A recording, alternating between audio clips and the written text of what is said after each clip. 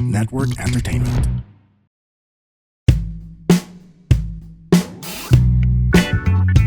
Hello everyone, welcome back to another episode of Kaya Pa Ba? And for this episode, we have an icon, a legend, and just I do not have the words.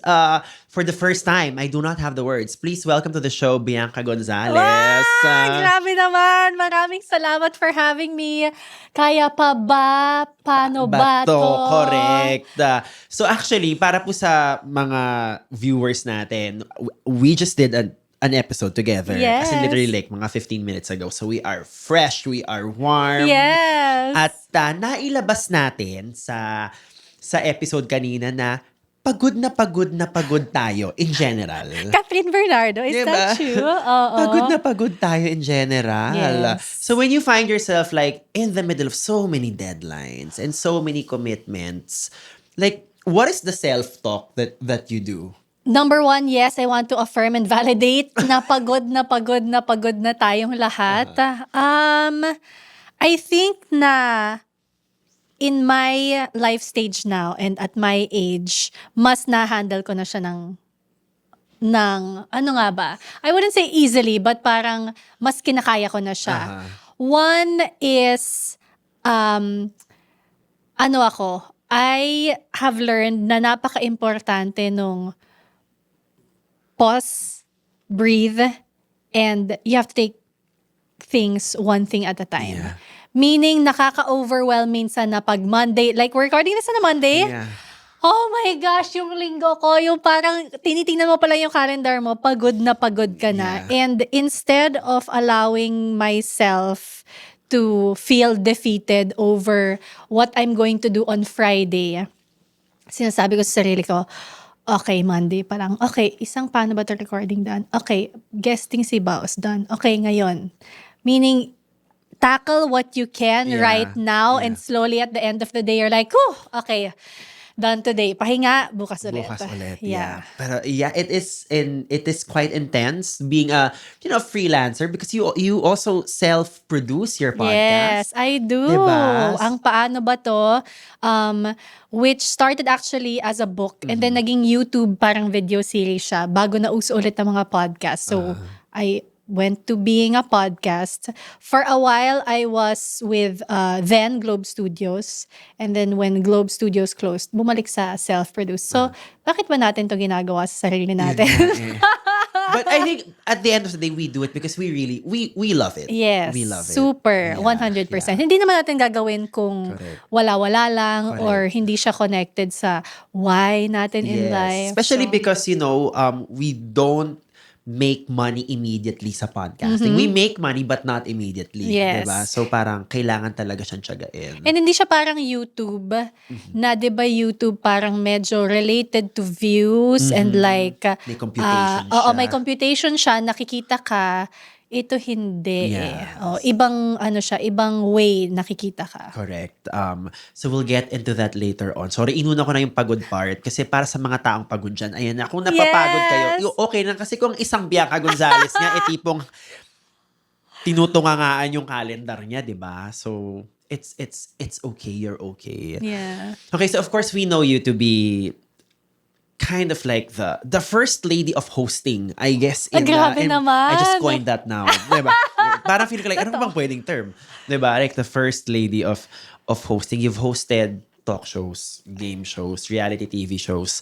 Why Speak is technically what ba? It's a forum. Youth debate show. It's a youth debate show. yes. Diba? So parang you've hosted a lot of things in 20 plus years. Tama ba? Yes, 21. 21 years, Grabe. diba? And you have really witnessed a lot of cultural shifts, diba? Absolutely. Like pre-Facebook to now, mid-AI, diba? I think Yes. ando na tayo. What has that taught you in terms of, I guess, the Filipinos' relationship with pop culture and just with celebrity culture in general? Oh gosh, ang daming nag-shift, Correct. sobra. So when I started in the industry, hindi ko alam kung maalala pa to ng iba. Naalala niyo yung K-Text? Yes! Oh my Text God! Sandara space Yes. on to 2366. Yes. Meron akong ganun dati. Text Bianca space on 2366. So, sa lahat ng mga mas bata, ano siya, basically, you text a number, which is 2366, and then makakakuha ka sa cellphone mo ng daily updates from your Correct. favorite stars. Correct, diba? Sobrang analog, no? Yes, pre-social media, yun, 250 ba? Yeah. Basta something. And so at that time, ang relationship ng viewers to people in showbiz was very one way. Meaning, consume lang sila ng consume. Makikita mo lang in real life or magkaka-two-way kapag manood ka ng mall show, manood ka ng concert, Yes. ganyan. Yun lang yung parang may real-time feedback. Or if you watch, for example, a live taping, which not everybody gets to do. And then at that time, kapag merong issue, controversy, ang isang artista, pupunta sa The Buzz. Correct. Pupunta sa eLive. That was Correct. the one Yes, I know, I yeah. got to host with Tony Ma and Luis. Entertainment Live. Doon ka magsasalita. Correct. Tapos syempre yung pagsasalita mo on the show, ang daming pinagdaanan kasi the writer researched, came up with questions, present sa management, pag-uusapan nyo ano yung willing kang sabihin, ano yung hindi. Ang daming ganon. Before the public actually consumes, break na sila. Parang ganon lang yung takeaway, di ba? Fast forward to now, all artists, myself included, have the liberty to do that on our own page and our own time. Social media will make the biggest breakups. The Catherine Danielle was all through Instagram. Immediately, everybody finds out about it. Diba? From them mismo. And then, the fans now, you know, you get to comment, minsan share yung story mo. So, medyo mas nag-bridge yung relationship ng viewer to TV show or star or guest as well. And then, even through the years, like, ang mga teleserye dati that ran for like years, 'di ba? Ngayon months na lang. Ngayon kapag may clamor ang audience for a certain storyline, lalaki 'yon. For example, the Can't Buy Me Love of Donnie and Belle did so well. Tas nagka-clamor yung Maris and Anthony. So lumaki yung storyline. So yung parang like it's really a living, breathing thing now, yung relationship ng television to audiences and viewers. Nasagot ko ba yung tanong mo? Parang dami ko sinabi. Nasagot mo siya. Talagang ganun na yung naging shift now. Yes. It is, whether we like it or not, it is now a big conversation where everybody is involved. Diba? May stake lahat. May say lahat. Correct. May stake lahat. May say lahat. But as somebody who is, a host na you're there to moderate things, you're not really expected to kind of really have an opinion on anything because you're there to follow a script, make sure you hit your mark. What are some of the moments, I guess, in this last PBB na parang na-realize mo, oh my God, this is such an iconic moment that you wanted to just be a fan first before the host of the show? I don't think I've ever gotten that feeling. Oh, wow. Yeah, to be honest. Kasi, being with, for example, Pinoy Big Brother, I'm 19 years with the show now. How crazy is that? I know like the ins and outs of the show and how it's produced. So, sobra na siyang demystified sa akin. I get it, yeah. Unlike a viewer na parang, wow, ano yan? Para kung nanonood ng Aquarium Channel, Correct, ganon. yeah. Sa akin parang, literally alam ko how it works. So, hindi na siya enigma sa akin. However, siguro the parts that I find challenging, especially in recent seasons, lalo na itong last season, dahil nga ang laki na ng say ng audience and impact ng opinion nila to the show, you also don't wanna screw up, diba? As a host, you don't wanna say anything that will piss off anyone or you don't wanna rock the boat in the wrong way. So yun yung tricky, I feel, as a host now. Especially with a show like PBB na the fans are so invested in their favorite housemate. Yeah. Actually, good thing you mentioned that you've been with PBB for 19 years. Like, which parts ang tipong I guess na-surprise ka pa na parang that, kasi parang every time it's a big phenomenon, 'di ba? Which parts yung tipong, oh wow, that I didn't expect that to happen. Siguro the last time I felt that was 2 seasons ago, PBB Gen 11. So it was the season where si Fiang won. yeah. Si Nasan si Nasan Fiang si Fiang? was our winner. Hindi naman sa di expected because mid-season we already knew that maingay yung show. It all started when there was this rap battle thing that super went viral on TikTok na nagsagutan si Fiang and si Jazz. And then people caught on to the show. The shocking part I remember was, especially for ABS, because we did not air on any frequency versus This last one. this last one that was on GMA and pre-pandemic and pre-shutdown that was on our own channel 2. Yeah. Ang gauge namin ng ingay ng tao is concurrent viewers. Lagi mo yung naririnig, di ba? Yung mga batang Quiapo. Chuchu, all-time high concurrent viewers. And I remember that every time we'd have a live show, the viewership was already at like 600,000 people watching at the same time. Those are the numbers of Batang Correct, Quiapo, which is like Coco Martin is Wow. king.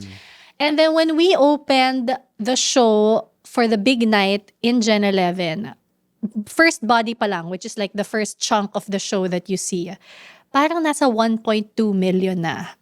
And we were like, what's going on? Imagine, ang ibig sabihin nun, 1.2 million people, or at least devices, tuned in to YouTube at that same time. So probably one phone, isang buong pamilya na Correct. yon or whatever. Correct. And then by the end of the show, it was like, the peak was like 2.2 million. So that was something that shocked me in a good way, is because grabe, despite everything na pinagdaanan ng ABS, despite PBB being there for so long, naisipin mo people are like, whatevs. People still showed up. People were still interested. Yeah. Siguro ang huling PBB question ko na lang, kasi masyado lang tayo na PBB. is, ano yung naging shift sa gusto ng masa in terms of who were celebrated before to now? Ano na, saan na nag-gravitate ang mga tao? Or were there archetypes before na parang were viewed a certain way, but now the culture eventually kept up and now they are celebrated? Gosh, that's such a hard question. Trivia, I hardly ever predict the right big winner. Oh. Like parang 2 times pa lang in history na nakatama ako, which was Melay and Maymay.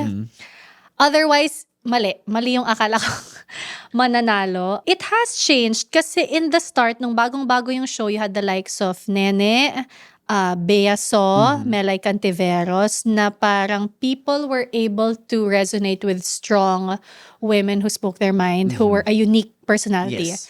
And then nagka-shift from, kasi there was also this rep of PBB na parang, or talent shows in general na charity show, kung sino yung nangangailangan, siya ang mananalo. And then season 4, we had Slater Young, who is a rich Cebuano businessman. Nanalo siya. Iba-iba Pero siya talaga. ang And then through the years, ang nanalo minsan yung artistahin, minsan yung underdog, minsan yung maingay. So I don't really know if there's a formula, but what I do know na malaking effect ng viewers now is, dati kasi, when you watch, you only see what is shown to you on TV or on the 24/7 channel. Ngayon, people have their own edits on TikTok. So they can literally make a whole show na bida yung favorite nila. Correct. And that plays a huge role. Kasi, Definitely. nakikita mo ilang reposts or ilang ito yung maingay, ito yung gusto ng tao, or ito yung ayaw ng tao. So, I guess, what I'm saying is, ang laking part nung, kumbaga, marketing ng fans ng sarili nilang favorite with how that particular housemate will fare. Got it. And 19 years sa PBB and then plus years with like everything na yung pa-throwback mo kanina. With that, what do you think, when did it click to you na, wait, I think I'm really good at this. I have my own thing and I am confident with what I have to offer? That's so hard. I think late na. Like parang 10 years na ako in the industry when I realized that. Yes, very late. Kasi my story is I wanted to be behind the scenes. I wanted to work as a director and writer for film. Yun talaga yung dream ko. at that time, God had other plans. So, naging on-cam talent ako. And at the first few years, akala ko, gandang racket to. Iipon ako. Model ako. I'll save money, ganyan. Until the 3 years became 6 years. The 6 years became 8 years. And then 10 years in na. And then I'm like, parang this is my career na. Parang kailangan ko na i-let go yung iba kong mga gusto gawin in life. The knowing what I was good at, para siyang, ang tagal ko na-realize because when I was starting, hindi ko nga alam kung bakit pero sobra akong na-judge, hindi lang ng viewers, but even internally, like management as well. Masyadong AB yan si Bianca, masyadong elitista, hindi yan pang masa. Which I don't know where it came from. Hindi ko alam kung dahil Why Speak yung una kong show na medyo intellectual, ganyan. Or dahil ba nag-graduate tayo sa ating alma mater, which parang hindi din naman. Matatas naman ako mag-Tagalog. Wala naman akong shuang-shuang. Hindi naman ako luxury, whatever. Like, inisip ko, bakit sa tingin nila hindi ako pangmasa, ganyan. So, it was something that I also had to grapple with myself. Especially at the time, early 20s ako. Parang, will I be me?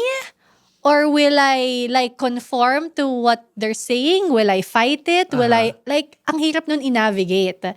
So, in the jobs that I would get, yun nga, kunyari, different talk shows or a reality show, a showbiz entertainment show, I was also trying to find my voice through it all. Like, parang ano may identity ko? Kasi at that time, it was either Boy Abunda, Chris Aquino, who are larger-than-life personalities. At pag nene ka, parang, sino ako kumpara sa kanila? Diba?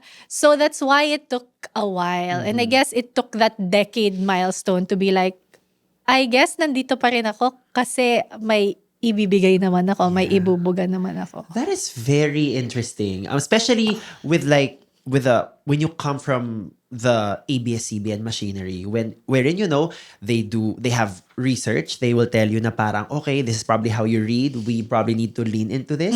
But I would say that I think you have always had such a singular and original voice that I don't feel like you ever really changed. And I think that is an amazing thing. I think you've always had a clear voice to us, the viewers. Wow. Thank you for saying that. It feels validating for you to say that. You know, I have a story for you. Nung I became a housemate kasi before I became a host. And then I specifically remember a conversation I had with Boy Abunda, who's my manager from then my till former now. boss, by the way. I love it. Nagda-drive ako pa uwi. And then we were talking about work or something. And then, because galing akong PBB at that time, syempre may offer. They want to do this teleserye or this, yung mga episodic, yung mga Your Song, yung mga ganyang yung mga pakit-pakit na role. I don't act, I don't sing, I don't dance. I'm not interested in anything other than hosting. And clear yun sa akin, even back then when I was 22. So, ang sabi lang ni Tito Boy was sa akin was, okay, I understand that you don't wanna try acting. Pero I want you to know na if you do pursue hosting, konti lang opportunities kung ito lang ang gusto mong gawin. Meaning, if you try to act, sing, or dance, then mas maraming shows na pwede kang kunin. Pero kung ito lang, get ready na it's gonna be hard. Few and far between lang. And I remember, I even parked the car nga on the side kasi nga parang major life talk na di ba? Parang baka ma-distract ako. Sabi ko, yes, Tito Boy, this is really only what I want to try to do, hosting. So I guess, sobrang importante ng conversation na yun kasi it, I guess, set the tone for me kung ano yung ma-expect ko. Yeah. Wow. That's an amazing story. Thank you. Thank you, Tito Boy. And I think it's also kind of sticking with a lane that you know in your core is your lane, even though like when you were in ABS, I'm sure talagang ang dami mong nakikita around you na parang, this part is working for them. And they sing, they dance, they act, and they do this. But I am only in this lane. But I would think right now, finally, the culture, the zeitgeist, the moment has kept up with how important and I guess how valuable hosting is. Because, diba, you have a podcast, you have a book. So, buti rin nag-keep up yung mga tao, diba? I think also, siguro it took a lot of hard-headedness then on my Yeah. part to not give in. Parang I think I was only, around yung 10-year mark in the industry, tumigil na sila magtanong, hindi mo magta-try mag-artista? Tumigil na sila. Gets na nila. Gets na nila. Oo, but although in the industry now kasi it's even tougher because mas konti na ang shows that require a host because to my point earlier about hindi na naglalantad ng mga artista sa talk show, Yeah. it's on their own platform. Sobrang konti ng shows that require a host. And a lot of our superstars also host the shows, meaning nabibigyan din sila ng opportunity to host other shows. So parang mas kumonti palalo yung mga Yeah. opportunities to those who only want to be a host. So I guess dun pumasok yung, that's why I wanted to do other things. Parang, okay, sure ako sa sarili ko, ayoko mag-artista, ayoko kumanta, ayoko sumayaw, pero gusto ko mag-grow. I Yeah. want to learn. What Yeah. else can I do? So that's why, I think this was around 2010-ish. That's when I explored other things, pero within my same lane. So, naging columnist ako for Philippine Star and then I became editor of a young women's magazine noon, yung Meg. And then eventually, it led to me wanting to write the book, Yeah. etc. Meaning, meron palang ways na pwede kang mag-expand and grow pero nasa mga gusto mo gawin pa rin. Yeah. And another important note is that one, it's not ABS. I really had to find those opportunities on my own, seek them out, magpakapal mo ka na makipag-meeting sa kung sino man to make it happen. Yeah. But it sounds like this happened during the time na parang na-realize mo na yung confidence and yung Yes. certainty na, okay, this is me. And then everything else opened up. Yes. So I guess if you are able to pinpoint, because you are super Bianca after Wow. all, what do you think is your superpower Oh my gosh. with that, when everything opened up and when you finally realized na, okay, but this is the lane and I will be unstoppable here? Grabe yung unstoppable. Yeah, Ano ako, I think mula noon hanggang ngayon, I am super always willing to learn. I want to learn. I want to learn. In the nerdy sense, as in school, nerd ako until now na nasa work ako na parang, we talked about it earlier when we recorded na with this new generation, there's so much that I'm learning from them with how they do things. So maybe that could be one of the things that has contributed sa longevity sa career. You have to be willing to learn Yeah. and grow talaga. Great. And then you mentioned the book, diba? In 2014, right? So tell us about giving birth to that book. Kasi it's one thing to write it, but to talk to like a publisher, market it, and promote it. Yeah. Like, talagang napasaba ka ba dun agad-agad as a producer? Oh back my in the day? gosh. So 2014, I was already editor of Meg for maybe, mga 4 years na. And I remember, as a writer, dream ng most writers to want to write a book. published, yeah. To be a published author. Hindi naman ako yung type na magkakwento about my life. Wala naman akong autobiography dreams. Hindi din ako novelist na magaling mag-isip ng mga non-fiction worlds. So I said, what can I write? And I went back. So I used to be a blogger. Wow! So sa Remember lahat ng that, mga dating guys? nasa Correct. Blogspot, mga Zanga. Oh my God, sobrang luma na nito mga to. In today's connected world, the future of marketing is personal. DMAP's DigiCon 2025, The Age of I, The Power of Personalization, is the Philippines' biggest digital marketing event, now on its 10th year. Happening October 16th to 17th at the Marriott Hotel Manila, discover how AI, data, and emerging technologies are transforming the way brands connect, engage, and grow. Explore 5 powerful tracks. Impact for brand building with tech and creativity. Innovation for AI and emerging technologies. Immersive for digital commerce and retail. Intelligence for data and analytics. Interactive for business transformation for the digital world. Tickets are selling out fast. Register today at digicon.com.ph. DMAP's DigiCon 2025, The Age of I. Personalization at scale. Powered by tech. For more information and tickets, visit digicon.com.ph. I would write dati kasi ang blog is parang online diary lang. Yeah. It's not like now na monetized, Correct. whatever. I would just write daily entries of opinions, etc. And then a lot of the comments I noticed were asking for advice. A lot of the comments would say parang, oh, you're my life peg, mga ganyang chuchu.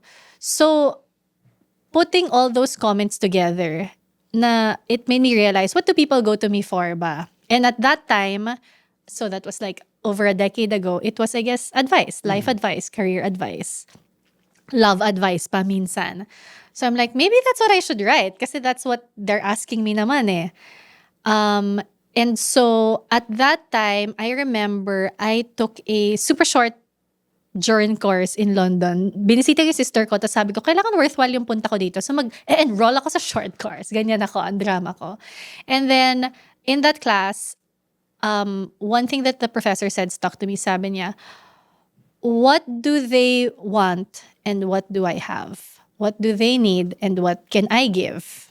Parang ganon. That's, in terms of journalism pero I was like, ayan na yun, di ba? Yeah. What does the world need and what do I have to give? So, yun yung naging, maybe this is what I can write about. And then iniisip ko, what is something, I was very particular that I wanted the title to be Tagalog, short, and something that people normally say. And I kept thinking, like, when we can't figure something out, what do we say? Paano ba to? Pwede nga yun. So I remember writing it. So trivia, the cover of the book and the logo of the podcast, that's my handwriting. I wrote it. Paano ba to? Gumawa ako ng PowerPoint.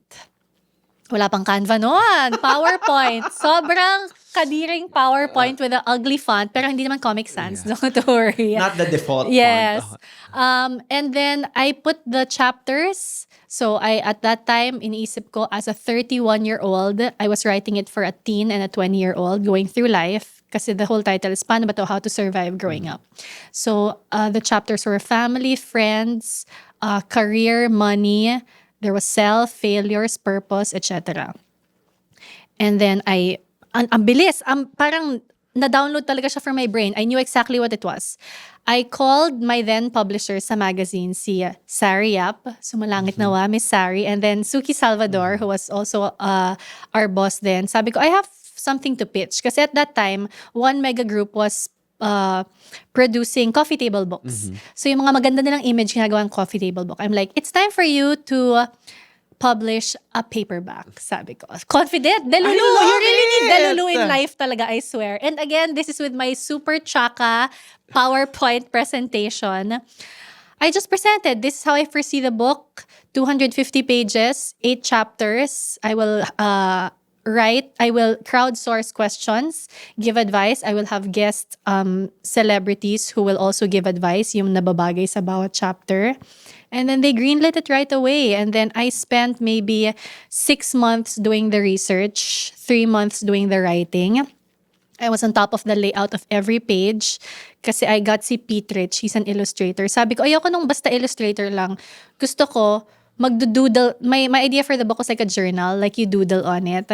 So, for example, the line, let's say, you feel like nilalamon ka na, and then the doodle would be someone like falling off a cliff. Parang ganyan. So, very talaga intentional bawat page. And then there, I released it. November 2014. Like 5 days before I got married. Sobrang crazy nung year na yun. Ang dami kong ginustong gawin that year. But yeah, one of my favorite years of my life. But all of it nagawa. Yes. Diba? Ang ganda nung sinabi mo kaninang, like, parang nag-demand ka ng meeting. I have an idea. It's time for you to publish a book na paperback. When you look back at those moments sa tipong, nakakahiya. talagang, I really went for it that time. Diba? But if you think about it, a lot of, like, there are moments in your life where you just really have to grab it by the proverbial balls. Yes, exactly. And like, you really need a little delulu in life, for sure. Especially with things that, ito ang paniniwala ko kasi, if you have an idea in your head that's so clear, or a dream in your head that's so clear, yung ganun nga, parang ang bilis lumabas sa'yo. Alam mo na yung plano, alam mo na yung detalye, it's so clear. That's not from us, technically. Yeah. That's from whatever higher being you believe in. I'm exactly like that. And I think the more years you live on this planet, you will realize na may mga seasons sa dumadating yun, and you just have to be Yes. more receptive na parang when that happens, it like, oh, I need to make something out of this. Yes. Kasi if you don't, it's a disservice. Yeah. Pinagkatiwala sa'yo, ako, I believe in God, but whatever universe powers, pinagkatiwala sa'yo, you're the chosen Yes. Vessel. Rick Rubin calls it vessel. Yeah. You are the vessel for this idea. And if you don't give birth to it, someone else will. Yeah, and I have also noticed times na I have like an idea for a TikTok post na hindi ko pinursue. Yeah. Then I hear that the line that I thought of sa iba, I'm like, oh, damn it. So parang the idea was looking for another collaborator already. Yes, exactly. I'm a big believer of that talaga. Diba? Yes. And I think to have that awareness that the universe wants to converse with you that Yes. way, I think is a gift I want everyone to Yeah. experience as soon as possible, as early as you can. Yes, Yeah. yes. It really is that. That's a perfect word. It's a gift. Kasi, ang dami natin. Diba? Parang ang dami naman natin Ang dami pwedeng natin. gumawa nito. So, parang kung ikaw yung biglang nabiyayaan nun, go mo. Yeah. Yeah.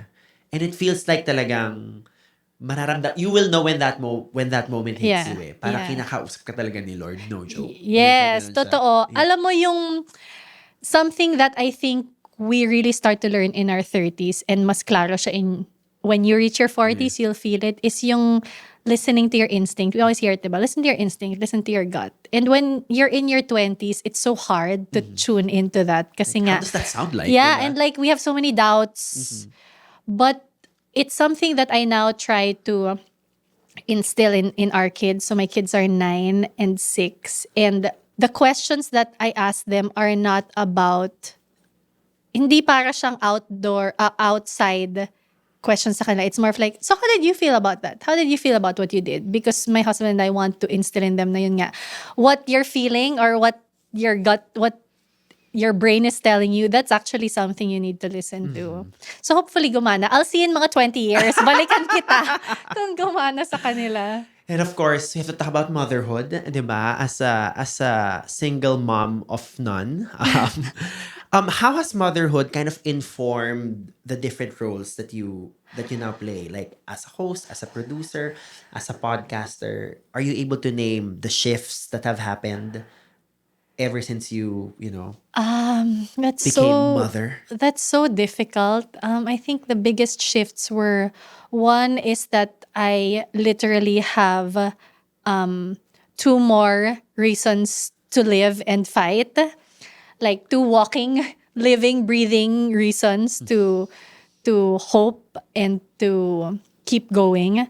The second is that I think when I became a mom, I felt more deeply everything. So I already feel I'm borderline empath dati.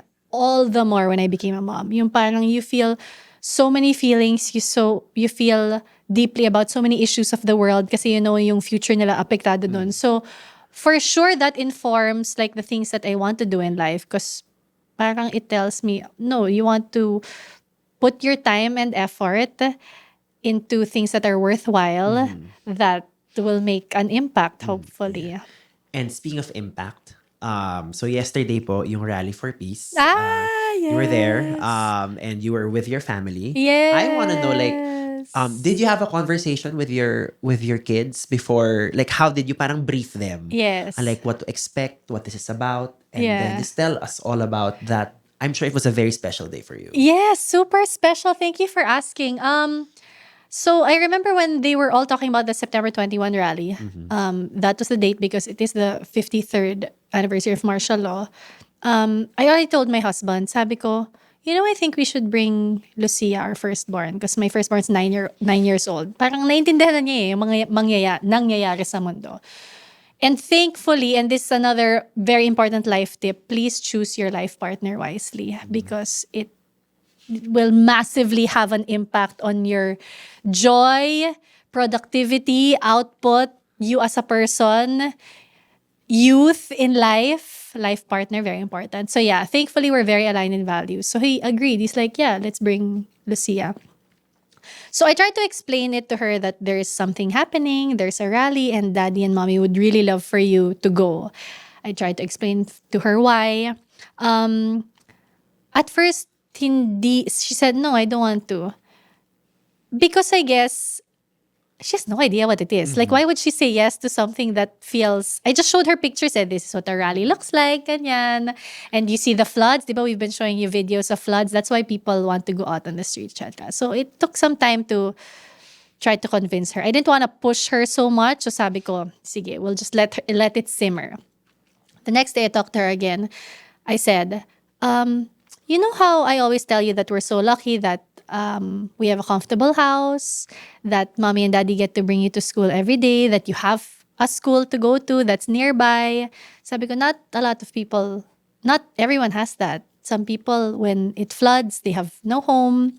A lot of kids, they have to walk 2 hours just to go to school, etc. etc. So parang trying to explain to her. And at 9, age appropriate naman siya. Sabi ko, just because we're comfortable doesn't mean we shouldn't care about what they go through. That's why we want you to go with us to these rallies, because when you're very lucky like us, when God gives you blessings like us, parang you use it to help others, parang ganyan. Siyempre, ang big concept pa rin, so hindi pa rin niya na-get. So, sabi ko, alam ko na yung alas ko dito para maano. I talked to my 6-year-old. Sabi ko, Mommy and Daddy want to go to this rally. Can you go with us? Ang sabi niya lang yata was parang, can I bring my... She just got a grasshopper. Can I bring my grasshopper? Sabi ko, yeah, you can. Okay. Dali ka usap. At saka parang, I guess, ang laki pa ng konsepto. It's just going with mommy and daddy. Yun lang yung naglaland. And then when the second one wanted, the panganay, okay, I guess I'll go.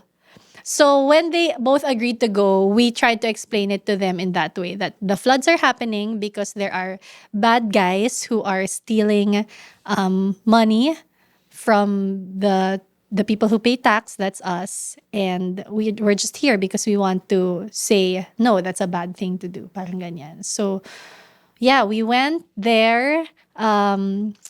We were so happy that they agreed. And then the best part was we just said, anything you want to ask, anything, just ask us. So they kept asking about the signs. Oh. They kept asking about, what does that chant mean? Ano yung parang ikulong? Mga things like that. And so it was so fulfilling, honestly. Made me so proud. And then last night nga, my 6-year-old said parang, Mommy, the next time you go to a rally, can I go with you? I was like, oh my gosh. And then nakakainis kasi I already prepared like small cardboards. Naggupit na ako ng box, pero parang ang dami nangyari, so I forgot to bring it. So while we were there, the kids were like, we should have brought our signs. Gawanan sila. So yeah, I hope na it makes an impression on them for like the years to come. But what I love about that story is it was an actual conversation. Oh, like, yeah, you had absolutely. to ask them first, parang, there's gonna be this thing, the choice is still up to you. And then even if, like eventually, I guess parang, in this case, napilitan na lang. Diba? But in that moment, during the rally, you were still having conversations with them. Oh yeah, I want them to understand exactly why they're there. That's so important to us. And I think you still made it a safe space for them. Even though, I mean, if you think about it, kung bata na yun, parang you can always just play the parent who always knows better. Na parang, no, we're gonna go this way. I think it's so evolved of you. So thank you. Wonderful. I mean, I'm so happy that yun nga, my husband and I are so aligned in it. Sabi ko nga, because I went to work today and na-cancel yung classes today. Sabi ko, maghanda ka kasi lahat ng mga questions sa'yo. So just be prepared to explain to them everything they ask. But yeah, we try as much as possible na, I mean, we want them to be aware of things happening in the world, and yeah, what better way than this? I love that. So that whole making a safe space for people is something you also mention when you do your interviews, right? You want to make sure that they are in a safe space. How do you do this? Does this start sa prep, sa pag-message mo sa kanila sa IG so that they feel like it's a very inviting energy? Yeah. How do you customize this particular safe space for your guests? Oh, shucks. I'm not really sure. Ikaw na naging guest ko, baka mas ikaw makasagot nun. But I think it started with my process, so I used to host a show called Cinema News on Cinema One. Yes. So showbiz chismis show, and then I would be assigned guests for it. Backtrack kasi to many years ago, after I became a housemate, because my stay was like quite controversial because of relationship, I got too close for comfort with another housemate, etc. I know what it feels like to be on the receiving end of questions that you feel are, sobra naman to. Yung parang, really ba? Tatanungin mo sa akin yan? And ever since then, I said, I don't ever want a guest of mine to feel that way. And so every time there would be an issue, I would be more, I guess, compassionate in the way that I would ask the question, to the point that sometimes I would reword the question written by the writer to how I see fit. Kasi it'll vary din eh. Kasi kung nasa mood naman yung guest ko and kaya, then Why I can not? ask. Yeah. But when you see they're vulnerable, you don't kick them while they're down, Yeah. diba? You like hold space for them, ganyan. Or even questions like, every time may bagong kasal na artista, in the list of questions would be, so kailan na kayo magkakaanak? And there was a time that I really shifted and I said, I will change this question. The question should be, do you plan to have kids? Because you cannot assume That they will want to kids. have And dahil lang babae, siya yung matatanong kasi siya yung nagdadala ng anak, etc., etc. So things like that na parang I try to, even if it's a showbiz talk show, there is a way to do it with care. respect. Yeah. With care. Kasi tao lang din naman siya. Nagkataon lang na artista siya. Yeah. So talagang that's you being an empath, right? Maybe. But with that being said, how do you kind of negotiate or manage the fact that while you need to make your guests feel safe, hard questions Yeah. still need to be asked? Yes, How do you correct. navigate those parts? We still do ask it, lalo na pag it's I guess, a network show or a TV show. And in that case kasi, it's not just me. Parang there's a bunch of writers, even the producer, who will sit down the guest and say, we're gonna have to ask this. So in that case, parang it takes a village, literally, to ask. Pero bihira na din naman yun ngayon. Because nga, like I said, going back to the first thing we talked about, nagsa-statement na naman sila on its own. So, on their own. So, by the time ma-interview ko sila, it's more fleshing out Got it. the pasabog that they already dropped. Correct. Parang ganon. Got Yeah. it. So asking the right questions pa rin. And I guess you have to intuitively feel it rin eh. No? Yes. Na parang, do I phrase this question this way? Yeah, and I think the part of the safe space, and I'd like to think na ito ay malaking parte nun, is really learning how to listen to the guest, which is equally important. Hindi lang yung tanong ng tanong, or alam mong may konting drain up na yung guest, pupunta ka lang sa second question kasi yun yung nakalagay sa listahan. Di ba, you're gonna latch on, parang you're trying to tell me something more. Yes. Parang ganon. Yeah. So, yeah, you help steer the conversation with the guest. Depende sa kung ano yung nararamdaman mong gusto Yeah. niyang ibigay. Yeah. And yung give and take ng energy na yan, I think, when you are hosting, when you're interviewing someone, to me, something about it sometimes feels very divine. Because sometimes I feel like in listening to this guest, the universe is probably trying to deliver a certain message to me. Yes. In you hosting your podcast, and so yung podcast na lang ang puntahan natin, in you hosting your podcast, like how has it kind of steered you towards a new direction moving forward now? I don't know about new direction. I guess sige lang, but where does your curiosity kind of push you a bit with these amazing interviews you have on the pod? oh shucks, I think the beauty about the concept of paano ba to, and again, thank you God for landing the concept on me, is that we'll never run out of questions about life. Like whatever life stage you're in, meron at meron tayong finifigure out. So in that case pa lang, in that sense pa lang, hindi ako maubusan ng topic. And even if like, I've done a topic before, if it's a different guest, it's a totally different experience. Or like, if it's a new generation, it's a totally different milieu in which that problem is happening. Yeah. So, I super agree with you when you say that you have to follow your curiosity, because that's the only reason, honestly, that Paano Ba To is still alive until now, is because it's only when you'll stop being curious that you'll stop asking questions. Yeah. So with that, I guess ang aking huling question ay, what are the questions na parang you feel right now are too crazy to ask for the podcast? What are the topics na parang feeling mo, parang hindi pa siya swak sa brand, but I really want to do a topic on zebras. I don't know, no, because diba, like Yeah. yung actual Curious Bianca without the Yeah. producer hat, the host hat, Yeah. like ano yung nasa ng mga tanong right now and saan ang mga good vibes papunta. Oh my gosh, there are so many dream mini-series that I have for Paano Ba To, honestly. As in, this is what I say nga, my problem now is that I have so many ideas and so many things that I want to do, but how can I find the time? And again, going back to the first thing we said, pagod na tayo. Paano pa? Kaya pa ba? Yeah. I do want to do a mini-series called Golden. Meaning, I interview everyone 60 and up about amazing life wisdom. Sobra kong gusto. Yeah. Dream ko yun talaga. Mini-series. So, kasi ang daming download na Correct. wisdom from those Yes. in their 60s and up. Yeah. Another series that I want to do, especially with everything happening now, is parang medyo a nod to Why Speak. So medyo a youth social issues type series. Sobra ko talagang gusto. I don't know how yet. At one point nga, I wanted to make it a campus tour, ganyan. Parang who has time? Like, how do I do this? Kakayanin yan. If anyone watching wants to partner with that, a Marami campus ditong tour. taga-advertising, taga-publishing. Alam nyo na. Yeah, like, diba, parang it's so important to hear their take on everything happening. Yeah. And more importantly, it's so important to encourage them to have a take Yes. in the first place, Yes. diba? To care. Yeah.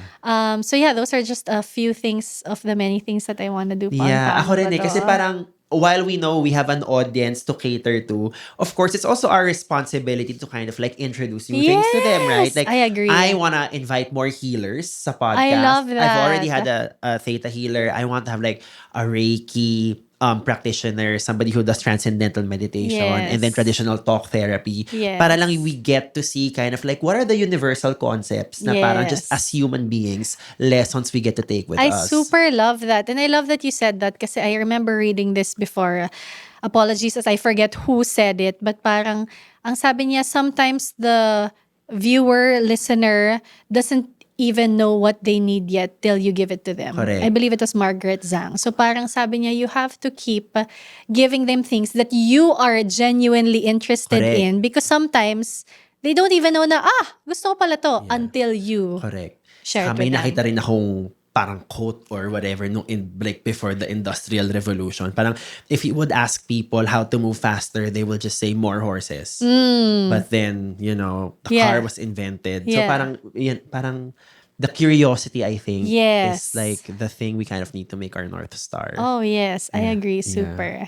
That is it. Thank you so much, Bianca. This is so thank fun. you. I know. Meron tayong mini manifestation Yes. sa dulo. Which I feel love like, it. At saka maraming salamat sa exchange guesting. Yes, of Please course. catch Baus also on Paano Ba To? Yes, on the masaya pod. yung ginawa namin. Yung mga usual millennial hugots that you want from andun po, nung ko nilabas lahat. Yes. But that is it. Thank you so much for joining us today. Don't forget to rate and review us on Apple Podcast and Spotify and wherever you may find us. Follow us on IG, Kaya Baba Pod. And in case they don't follow you yet, tell the children where they can find you. Ang tari ng children. Oo. I am Super Bianca on all platforms. And yes, if you can also follow Paano Ba To on Instagram. And ito na naman tayo. I'm so tired, but we have to be on TikTok. So it's Ask Paano Ba To on TikTok.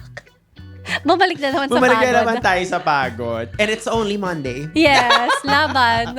And that's it. Thank you so much, guys. We will see you next time. Bye.